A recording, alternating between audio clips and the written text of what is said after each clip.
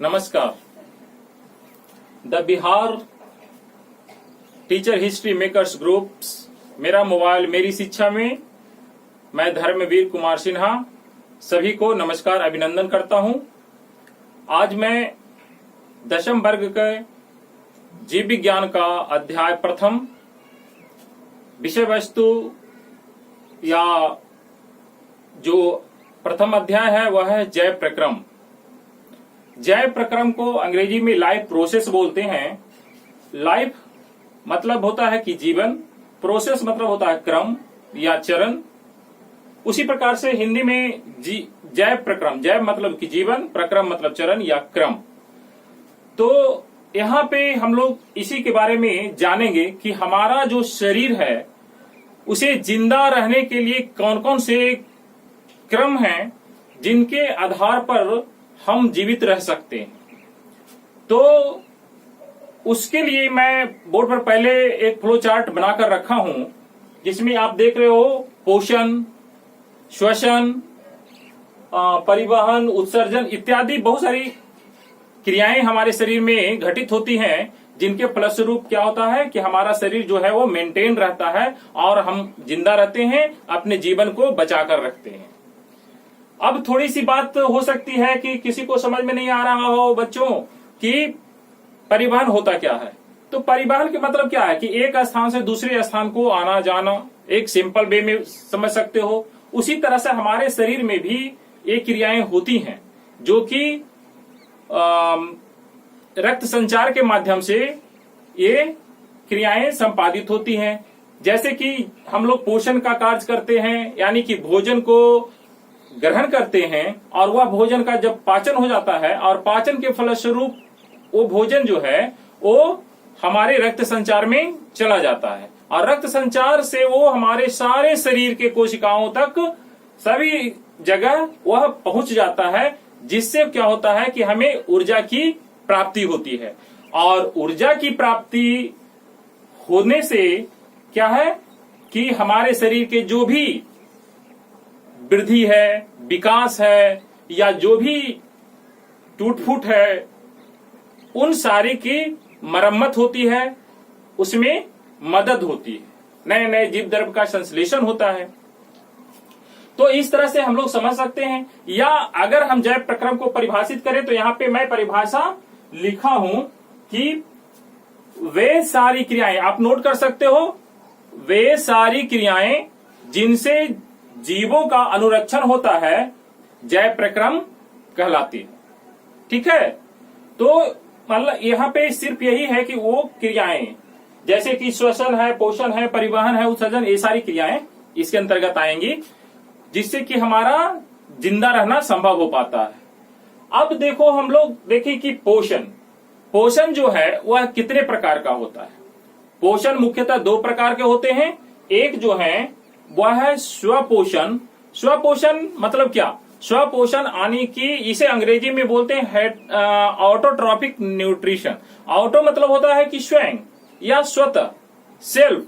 तो autotrophic nutrition means पोषण, मतलब कि जो अपना भोजन खुद से संश्लेषित करता हो या बनाता हो, उसे हम ऑटोट्रॉपिक या स्वपोषण कहते हैं। और वे जीव जो हैं वह कहलाते हैं स्वपोषी। ठीक है। और दूसरा जो है वो है परपोषण, जिसे अंग्रेजी में बोलते हैं हेट्रोट्रॉपिक न्यूट्रिशन। हेट्रो मतलब होता है कि अगल बगल, यानी कि किसी दूसरे से। तो यहाँ पे है पर मतलब दूसरा। तो जो वैसा पोषण जिसमें जीव किसी अन्य स्रोतों से अपना भोजन प्राप्त करते हैं। अपने भोजन स्वयं नहीं बनाते, वो अन्य स्रोतों से प्राप्त करते हैं, उन्हें हम परपोषण कहते हैं। जैसे जिसमें सभी जीव आते हैं, कुछ पौधे भी आते हैं, और स्वपोषण में सभी हरे पादप आते हैं जो कि प्रकाश संश्लेषण की क्रिया करते हैं। अब हम पोषण को अगर डिफाइन करें या पोषण को परिभाषित करें तो इसको हम इस तरह से परिभाषित कर सकते हैं, आप नोट कर सकते हो कि जैव प्रक्रम के द्वारा जो भोजन हम ग्रहण करते हैं उससे जो ऊर्जा की प्राप्ति होती है और उस ऊर्जा को हम अपने वृद्धि, विकास, टूट फूट की मरम्मत में काम आते हैं, उन्हें हम जय प्रक्रम पोषण कहते हैं। तो पोषण के बारे में आपने देखा। अब मैं चल रहा हूं कि पौधों में पोषण कैसे होता है, कितने प्रकार से होता है। पौधों में भी पोषण दो प्रकार से होता है। एक जो होता है वही स्वपोषण, दूसरा जो है वह परपोषण। स्वपोषण में आएगा सभी जो प्रकाश संश्लेषी पौधे हैं वो इसके अंतर्गत आएंगे, और दूसरा जो है वह परपोषण है जिसके अंतर्गत दो तरह के ये परपोषण जो है वो दो प्रकार से होंगे। एक जो है वह मृतजीवी पोषण होगा और दूसरा जो है वह परजीवी पोषण होगा। आपको लगता होगा कि पौधे में ये मृतजीवी और परजीवी, मैं उदाहरण के साथ तुम्हें समझाने का प्रयास कर रहा हूं जिससे आप समझ जाओगे कि मृतजीव यानी कि मरे हुए जीवों से या सड़े गले जीवों से जो अपने शरीर की सतह से तरल पदार्थ के रूप में अवशोषित करते हैं उन्हें हम मृतजीवी पोषण कहते हैं, और वो जीव जो है वह मृतजीवी कहा जाता है, जिसके अंतर्गत कवक आते हैं। तो कवक में क्या है, इसका उदाहरण मैं देकर स्पष्ट कर देना चाह रहा हूं कि कवक जो कि आप गांव में देखे हो या शहर में भी देखे हैं, जिसको मशरूम आप कहते हो, लाते हो और उसकी सब्जियां खाते हो। और गांव में क्या होता है कि पुआल पे, सड़े गले पुआल पे या सड़े गले पेड़ पौधों पे एक छतरी के रूप में जन्म लेता है या छतरी के रूप में दिखाई पड़ता है, जिसे गांव में बोला जाता है गोबर छत्ता। वो गोबर छत्ता जो है वो कवक है, जिसमें कि क्लोरोफिल नहीं होती, और उस क्लोरोफिल के अनुपस्थिति के कारण उनमें प्रकाश संश्लेषण की क्रिया नहीं होती है, जिससे इन्हें परपोषण के अंतर्गत रखा गया है। ठीक है। दूसरे मैं क्रिया करूं कि परजीवी पोषण। परजीवी पोषण मतलब कि जो दूसरे से भोजन प्राप्त करता है, तो इसमें भी एक प्लांट है, कुछ और भी प्लांट है।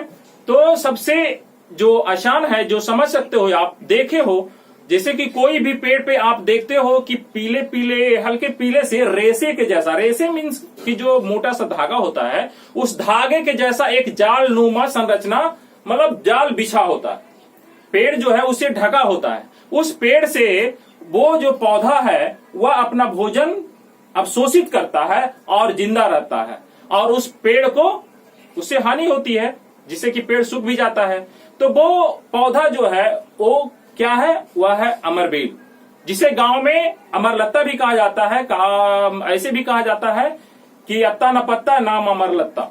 ठीक है। इसमें पत्ते नहीं पाए जाते हैं, और वो अमरबेल है जो कि परजीवी पोषण होता है। इसमें भी क्लोरोफिल नहीं पाए जाते, पर्णहरित नहीं पाए जाते, जिसके कारण ये अपना जो पोषण है वह दूसरे से प्राप्त करता है।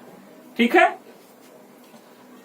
एक्चुअली पौधों में पोषण के लिए सबसे बड़ा जो स्रोत है वह है सूर्य की उपस्थिति। इसलिए मैंने यहाँ पे एक छोटा सा डायग्राम बना करके रखा है सूर्य का। इससे कंफ्यूज होने की बात नहीं है, बस इंडिकेट मैं किया हूं। बाद में जो प्रकाश संश्लेषण के घटक हैं उसे मैं क्लियर कर दूंगा। उसके बाद है कि अब हम लोग आ जाते हैं कि जंतुओं में पोषण। जंतुओं में पोषण कितने प्रकार से होता है? जंतुओं में पोषण 3 प्रकार से होते हैं। एक है मृतजीवी पोषण, दूसरा है परजीवी पोषण, और तीसरा जो है वह है प्राणिसम पोषण। कहने का मतलब है कि आप अभी देख चुके हो कि मृतजीवी पोषण किसे कहते हैं। अब समझाने की बात नहीं है, जो कि मैं पहले बता चुका हूँ कि जो मरे हुए जीवों से या सड़े गले चीजों से जो अपना भोजन को प्राप्त करते हैं उसे हम मृतजीवी पोषण कहते हैं, जिसके अंतर्गत जीवाणु और ये जीवाणु, प्रोटोजोआ, ये सब आते हैं। परजीवी और मृतजीवी एक चीज चाहो, आपको बोर्ड में एक क्वेश्चन आएगा कि मृतजीवी का हमारे पर्यावरण में क्या उपयोग है या हमारे पर्यावरण को कैसे वो मदद करते हैं। एक्चुअली मृतजीवी को अपघटक भी कहा जाता है। अपघटक मतलब कि जो भी चीज है उसे दूसरे रूप में परिवर्तित कर देना। यानी कि मृतजीवी जो होते हैं वो क्या करते हैं कि जैसे हम लोग का फल विक्रेता हो या हम लोग हैं कि केला खा लिए छिलका फेंक दिए या जो फल फ्रूट बहुत सारे सड़े गले चीज हम लोग बाहर फेंक देते हैं, जो कि धीरे धीरे क्या होता है कि वह सड़ गल कर करके वो मिट्टी में मिल जाता है। आप ये नहीं सोचते हो कि कैसे मिट्टी में मिल गया। तो यही अपघटक या यही मृतजीवी जो है जो उसे क्या करते हैं कि दूसरे रूप में परिवर्तित कर देते हैं, मिट्टी में मिला देते हैं, जिससे कि उसके खनिज पदार्थ जो है वो मिट्टी में मिल जाते हैं और उर्वरा शक्ति मिट्टी की बढ़ जाती है, जिससे पौधे प्रकाश संश्लेषण की क्रिया में अपना अवशोषित कर लेते हैं। ये चक्र चलता रहता है और जो गैसें होती है वो वायुमंडल में चले जाते हैं। ठीक है, तो इस तरह से आप मृतजीवी को ये कर सकते हैं। दूसरा है कि परजीवी पोषण। परजीवी पोषण में भी मैं क्लियर किया हूँ कि वैसे जीव जो अपना भोजन किसी दूसरे पर आश्रित मतलब अस्थायी तौर पे या अस्थायी तौर पे निर्भर रह करके प्राप्त करते हैं, उन्हें हम परजीवी पोषण कहते हैं। जैसे जिसके अंतर्गत में कृमि है, आपका जूं है, मलेरिया पैरासाइट है, बहुत सारे ऐसे हैं। जैसे कि जूं को आप ले लीजिए उदाहरण के तौर पे, तो जूं क्या है, हमारे शरीर में रहता है और हमसे भोजन प्राप्त करता है। आप तालाब में अपने जानवर को धोने जाते हैं तो देखते हैं कि उसके पैर में एक, जिसको आप गांव में जोंक बोलते हैं, जोंक चिपक जाता है, उसका ब्लड चूसता है। ये भी एक परजीवी है। हमारे शरीर में कृमि है जिसे जोंक, उसको भी जोंकी कहा जाता है, वो भी एक प्रकार का परजीवी है। तो ये परजीवी पोषण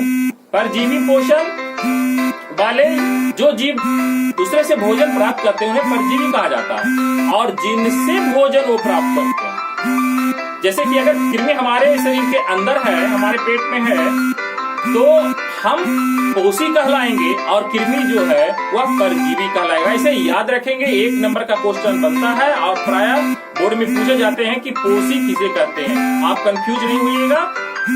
पोषी मतलब कि जिससे परजीवी अपना भोजन प्राप्त करते हैं, जैसे मलेरिया पैरासाइट है, जूं है, जोंक यानी कि कृमि भी है इत्यादि। अब हम तीसरा जो है वह है प्राणी संपोषण। प्राणी संपोषण मतलब क्या? प्राणी संपोषण, प्राणी मतलब कि जीव, सम मतलब कि जैसा यानी कि उसके जैसा, और पोषण यानी कि भोजन। प्राणी जैसा, जीव जंतु के जैसा भोजन जो करने की विधि है, उस विधि से जो भोजन को प्राप्त करते हैं, ग्रहण करते हैं, उन्हें हम प्राणी संपोषण या प्राणी संभोजी कहते हैं। जिसके अंतर्गत आप देखेंगे मेढक, मनुष्य, अमीबा इत्यादि आते हैं। तो ये हमारा पोषण से संबंधित बातें हुई। लेकिन जंतुओं में जो पोषण है वह दूसरों पे निर्भर रह करके ही प्राप्त किया जाता है या ग्रहण किया जाता है। लेकिन पौधे जो हैं वो अपने भोजन खुद से संश्लेषित करते हैं।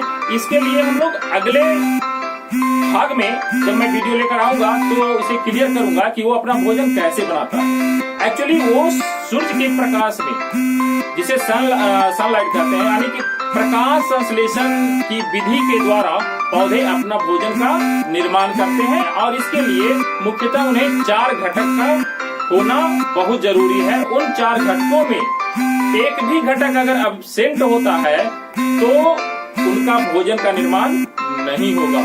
और वो मैं यहाँ पे फ्लो चार्ट में लिख कर रखा हूँ कि वो 4 घटक कौन कौन से हैं। तो पहला जो है वो है सनलाइट, दूसरा जो है वो है CO2, तीसरा जो है H2O, और चौथा जो है वो है क्लोरोफिल, जो कि पौधे की पत्तियों में पाए जाते हैं।